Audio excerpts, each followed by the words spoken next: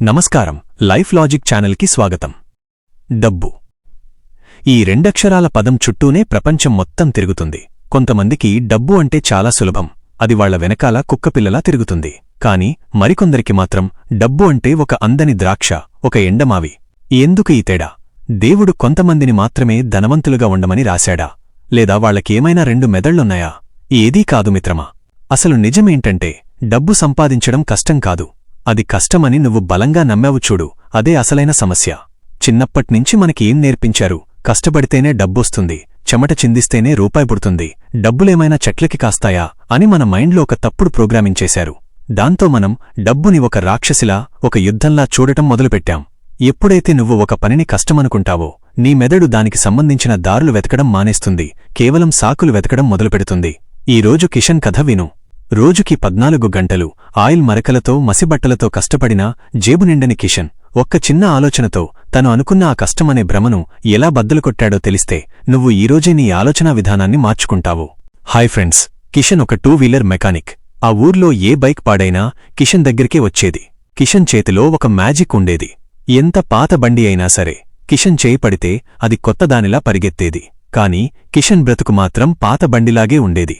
ఉదయం షాపు తెరిస్తే రాత్రి 10 గంటల వరకు విశ్రాంతి ఉండేది కాదు. ఒళ్లంతా నొప్పులు, బట్టల నిండా గ్రీజు మరకలు. ఇంత కష్టపడినా రోజు చివరికి వచ్చేది 500 రూపాయలు మాత్రమే. ఆ వచ్చిన డబ్బు ఇంటి అద్దెకి, పిల్లల ఫీజులకి, రేషన్కీ సరిపోయేది కాదు. కిషన్ ఎప్పుడూ తన స్నేహితులతో ఒక మాట అనేవాడు. ఏంట్రా జీవితం, గాడిద చాకిరీ చేస్తున్నాం, కాని చేతిలో చిల్లి గవ్వ మిగలట్లేదు. దేవుడు మన నుదుటిమీద పేదరికమని రాసేశాడు, డబ్బు సంపాదించటం మనవల్ల అయ్యే పని కాదు అని బాధపడేవాడు. కిషన్కి ఒక చిన్ననాటి మిత్రుడు విక్రమ్ ఉన్నాడు. విక్రమ్ చదువులో కిషన్ కంటే వెనుకబడే ఉండేవాడు. కాని ఇప్పుడు విక్రమ్ సిటీలో ఒక పెద్ద బిజినెస్ మ్యాన్, పెద్ద కార్లో తిరుగుతాడు. కిషన్కి ఎప్పుడూ ఒక సందేహం ఉండేది. వీడు నా అంత కష్టపడడు, నా అంత తెలివైనవాడు కూడా కాదు. మరి వీడికి డబ్బులు ఎక్కడ్నించి వస్తున్నాయి? ఖచ్చితంగా ఏదో దందా చేస్తూ ఉంటాడు, లేదా అదృష్టం కలిసి వచ్చి ఉంటుంది అనుకునేవాడు. ఎందుకంటే కిషన్ దృష్టిలో కష్టపడకుండా డబ్బు వస్తుంది అంటే అది అక్రమమే. ఒకరోజు విక్రమ్ తన పెద్ద కార్లో కిషన్ షాపు దగ్గరికి వచ్చాడు. కిషన్ అప్పుడు ఒక పాత స్కూటర్ ఇంజిన్ రిపేర్ చేస్తున్నాడు. విక్రమ్ దిగివచ్చి, అరే కిషన్, ఎలా ఉన్నావురా అని ఆప్యాయంగా పలకరించాడు.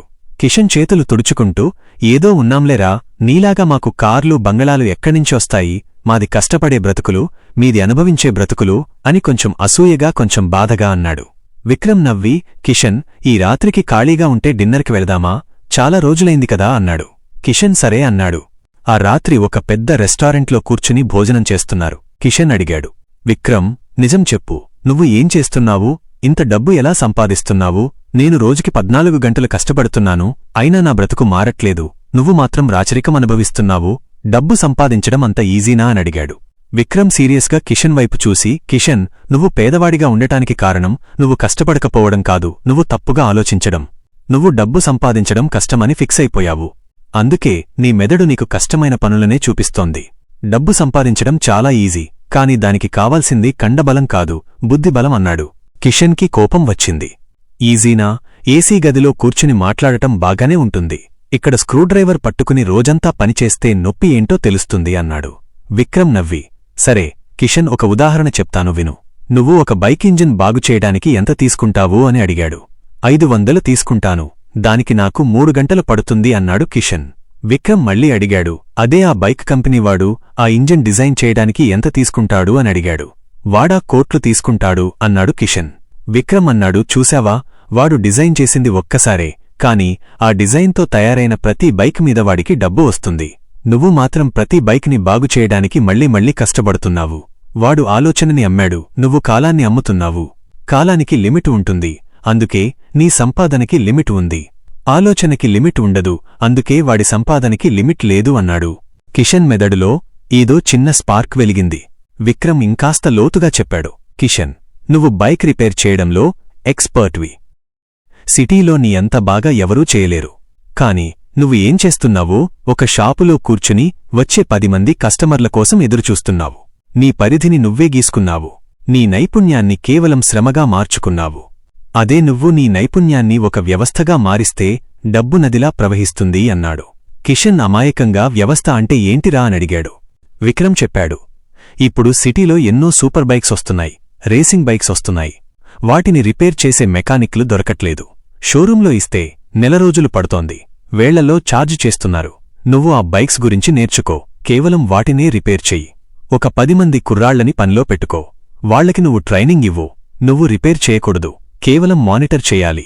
అప్పుడు నువ్వు రోజుకి 10 బైకులు కాదు, 100 బైకులు బాగు చేయగలవు. నీ కష్టం తగ్గుతుంది, నీ ఆదాయం 10 రెట్లు పెరుగుతుంది. నువ్వు మెకానిక్గా ఉండిపోకు, ఒక గ్యారేజ్ ఓనర్గా మారు, ఒక బ్రాండ్గా మారు అన్నాడు. కిషన్కి ఆ ఐడియా వింటుంటేనే భయం వేసింది. అమ్మో, అంత పెద్ద రిస్క్ నావల్లవుతుందా? కొత్త బైక్స్ అంటే కష్టం కదా, నావల్ల కాదురా, నేను ఇక్కడే బావున్నాను అన్నాడు. అప్పుడు విక్రమ్ ఒక మాట అన్నాడు.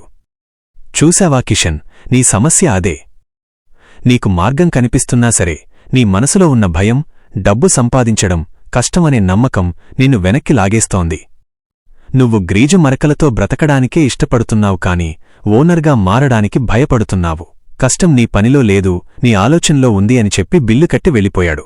ఆ రాత్రి కిషన్కి నిద్ర రాలేదు. విక్రమ్ మాటలు పదే పదే గుర్తొస్తున్నాయి. డబ్బు సంపాదించడం కష్టం కాదు, కష్టం అనుకోవడం వల్లే నేనిక్కడ ఉన్నాను. నిజమే కదా. నేను 20 ఏళ్లుగా ఒక్కరోజు కూడా సెలవు లేకుండా పనిచేశాను. కాని నాకంటే తక్కువ కష్టపడేవాళ్లు నాకంటే ఎక్కువ సంపాదిస్తున్నారు.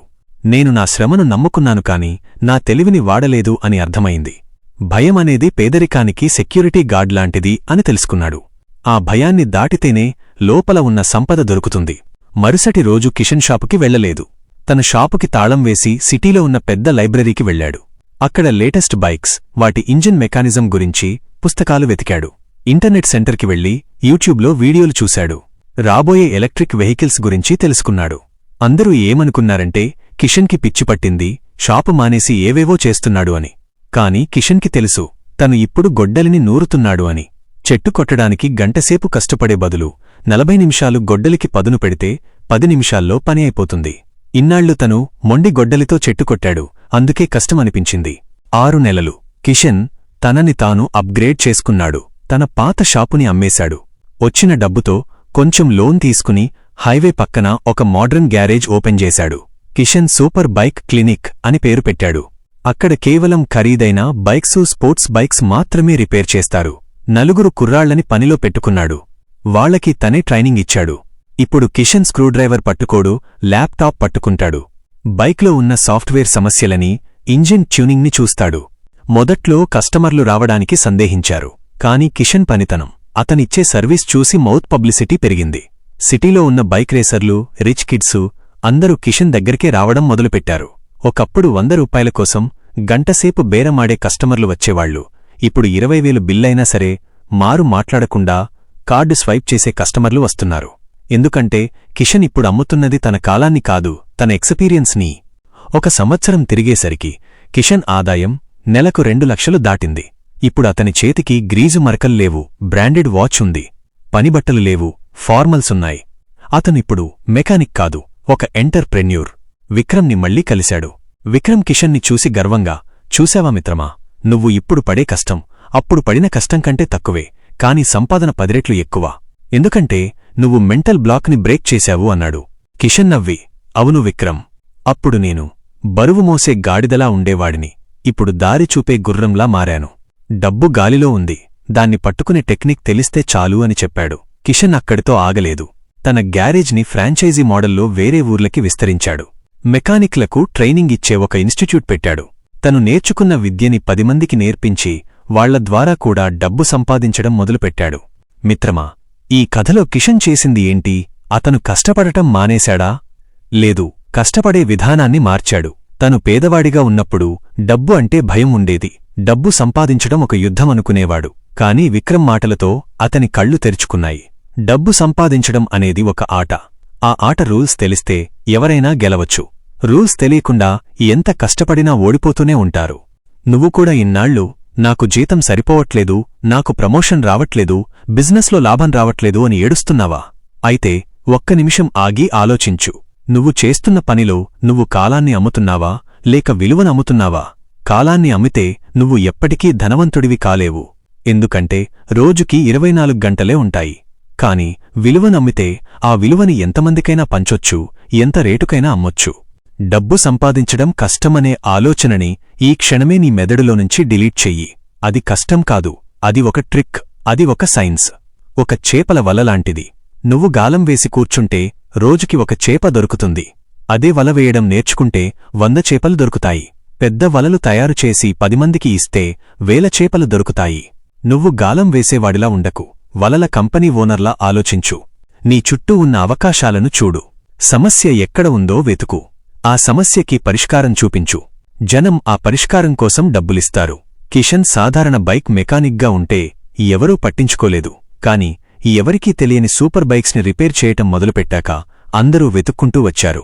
నువ్వు కూడా నీ ఫీల్డ్లో ఎవరూ చేయని పని చెయ్యి, లేదా అందరూ చేసే పనినే కొత్తగా చెయ్యి. ఈ రోజునుంచి సాకులు చెప్పడం మానే. నాకు టైం లేదు, నాకు పెట్టుబడి లేదు అని అనకు. కిషన్ దగ్గర కూడా మొదట ఏమీ లేదు, ఒక్క ఆలోచన తప్ప. ఆ ఆలోచనే ఆస్తి. నీ మెదడుని పదును పెట్టు.